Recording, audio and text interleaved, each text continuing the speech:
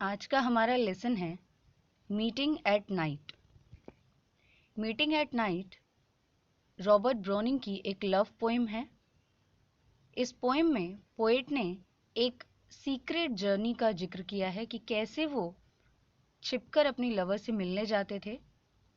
और ये poem night के टाइम पे लिखी गई है, बट जब ये पोएम आई थी तो ये एक लंबी पोएम थी, मॉर्निंग और नाइट दो सेक्शन में। बाद में 1849 में इस पोएम को दो अलग अलग सेक्शन में सेपरेट किया गया और दोनों पोएम्स के नाम हुए meeting at night and parting at morning. Originally ये पोएम 1845 में पब्लिश्ड हुई थी और इसका ओरिजिनल लैंग्वेज भी इंग्लिश है।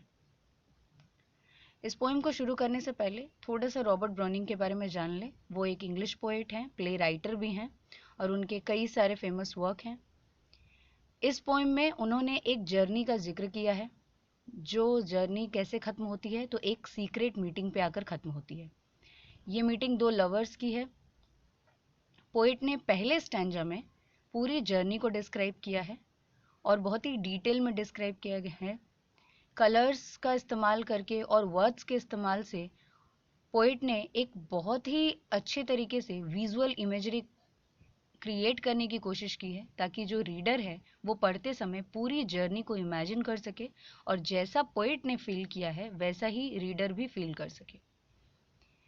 पोइट्री के दूसरे स्टैंजा में वो अपनी लवर से मिलता है और लास्ट लाइन में इन दोनों के सीक्रेट मीटिंग ही जो है वो रीडर को डिलाइटेड फील करवाते हैं।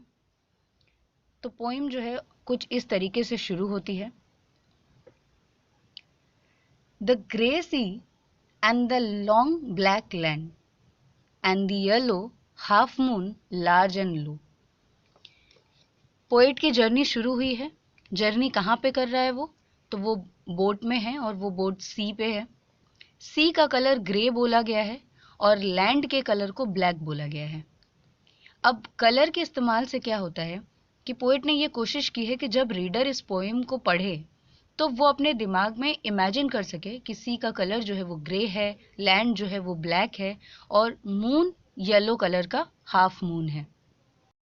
तो कलर से हमें ये भी पता चल रहा है कि ये जो जर्नी है वो रात के समय ही हो रही है, क्योंकि मून जो है वो हाफ मून है और लार्ज है, बहुत बड़ा है, हाफ मून है और लो यानी कि काफ़ी नज़दीक है। तो पोएट बोल रहे हैं कि मैं समुद्र में जब बोट लेकर निकला हूँ तो समुद्र का कलर बिल्कुल ग्रे है। ऐसा इसलिए क्योंकि लाइट ना होने के कारण समुद्र के जो वाटर का कलर है वो समझ नहीं आ रहा है, वो ग्रे के जैसा लग रहा है। और दूर जो ज़मीन है, जो लैंड है, वो ब्लैक नज़र आ रही है। ब्लैक यहाँ नेगेटिव सेंस में भी यूज़ किया गया है। ब्लैक इन द सेंस कि पोएट जो है वो बहुत टेंशन में है। एक्साइटमेंट तो है ही, पर डर भी है, क्योंकि वो छिपकर मिलने जा रहे हैं तो उन्हें इस बात का डर भी है कि वो पकड़े ना जाए। तो टेंशन, नर्वसनेस का सिंबल भी ये ब्लैक कलर है। और मून हाफ येलो कलर का है, बड़ा है पर बहुत ही नज़दीक है। लो यानी कि बहुत नज़दीक है, बिल्कुल सामने दिखाई दे रहा है। And the starlit little waves that leap in fiery ringlets from their slip. फिर वो कहते हैं कि एंड द स्टारलिट मतलब अचानक से जो छोटी छोटी वेव्स हैं वो जग जाती हैं और कूदने लगती हैं। लीप यानी कूदने लगती हैं। क्यों ऐसा कहा जा रहा है? क्योंकि जब शांत समुद्र में वो अपने बोट को लेकर आगे बढ़ रहे हैं, यानी जब वो अपने चप्पू को चलाते हुए आगे बढ़ रहे हैं, तो उसके कारण जो वेव्स है वो अचानक से उठ जा रही है।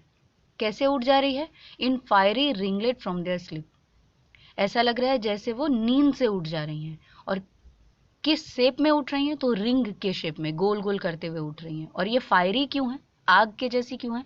क्योंकि मून की रोशनी इन वेव्स पे पड़ने के कारण ये वाटर जो है वो चमक रहा है, बिल्कुल किसके जैसे? आग के जैसे। तो यानी पोएट बोल रहे हैं कि जब वो बोट को लेकर आगे बढ़ रहे हैं तो अचानक से सोई हुई छोटी छोटी वेव्स जो है वो जग कर कूदने लग रही हैं। और किस शेप में वो कूद रही हैं? तो वो रिंग के शेप में है। और वो फायरी नज़र इसलिए आ रही हैं क्योंकि उन पे मून की जो है वो रोशनी पड़ रही है, मतलब चांद की जो चांदनी है वो पड़ रही है। As I gain the cove with pushing prow and quench its tips I the slushy शैंड।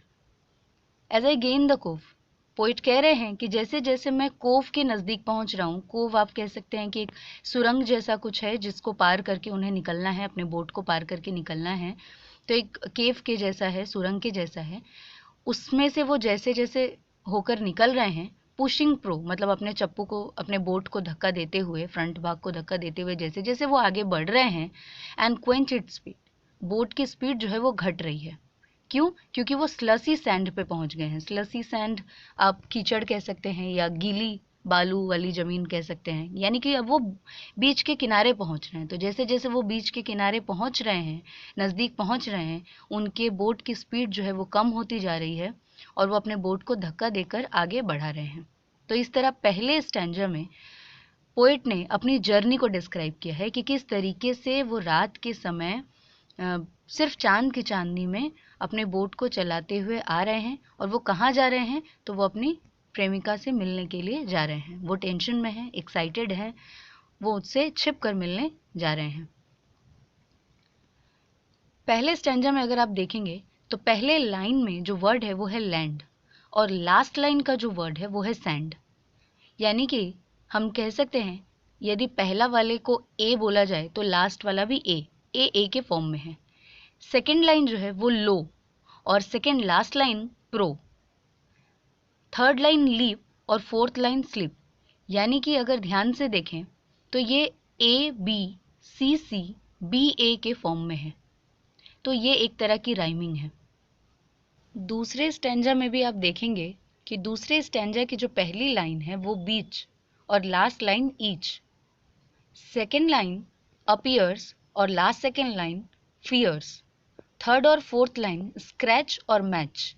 यानी कि यहाँ पे भी DEFF ED की राइमिंग स्कीम फॉलो हो रही है। यानी कि इस पोएम में जो राइमिंग स्कीम फॉलो हुई है वो है ABCCBA and DEFFED। Second stanza देखते हैं। Then a mile of a warm sea scented beach, 3 fields to cross till a farm appears. Poet यहाँ कह रहे हैं कि अब वो किनारे पहुंच गए हैं। कहाँ किनारे पहुंचे हैं? सी सेंटेड बीच, रात का समय है इसलिए समुद्र की एक सुगंध बीच से आ रही है। उस सुगंध से वो समझ रहे हैं कि अब वो बीच के नज़दीक पहुंच गए हैं। तो लगभग 1 माइल की दूरी पर वो कहाँ पहुंचने वाले हैं? 1 मील की दूरी पर बीच पे पहुंचने वाले हैं। और बीच पे पहुंचने के बाद वो कहाँ जाएंगे? वो 3 खेतों को पार करते हुए, 3 fields को क्रॉस करके एक फार्म में पहुंचेंगे। एक खलियान, एक खेत खलियान जो होता है उसके बीच में एक घर है, वहां वो पहुंचेंगे। वहां पहुंचने में उनको कितना समय लगेगा? तो 1 माइल की दूरी पार करके वो बीच पे पहुंचेंगे, और पहुंचने के बाद वो 3 और खेत को पार करेंगे, तब वो उस फार्म के पास पहुंच रहे हैं। इन 2 लाइनों से ये भी समझ आ रहा है कि पोइट को इस जगह के बारे में सब कुछ अच्छी तरीके से पता है, और पोइट चाहते हैं कि रीडर भी इसे बिल्कुल उसी तरीके से इमेजिन करे जिस तरीके से पोइट ने इसे फील किया है। तो लगभग 1 मील की दूरी पार करने के बाद वो बीच पे पहुंचते हैं, और 3 खेतों को पार करने के बाद वो एक फार्म के पास पहुंचते हैं, वो एक घर के पास पहुंचते हैं। पहुंचकर वो क्या करते हैं?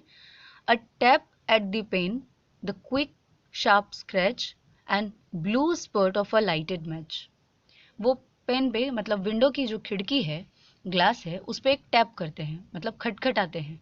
वो खिड़की को खटखटाते हैं और तभी उन्हें एक हल्के से स्क्रैच की आवाज़ सुनाई देती है। स्क्रैच की आवाज़ किस तरह की? स्क्रैच की आवाज़ लाइक माचिस को जलाते समय जैसी आवाज़ होती है, कुछ वैसी आवाज़ उन्हें सुनाई देती है। और तुरंत ही एक ब्लू स्पॉट, मतलब नीली रोशनी, माचिस के जलाने से, लाइटेड मैच, माचिस के जलाने से जैसी रोशनी होती है वैसी रोशनी उनको खिड़की के उस तरफ, कांच के उस तरफ से दिखाई देती है। उनको आभास होता है कि किसी ने माचिस की तीली जलाई है और उससे थोड़ी सी रोशनी होती है। इससे पता चल रहा है कि उनकी प्रेमिका भी उनके इंतजार में बैठी हुई थी।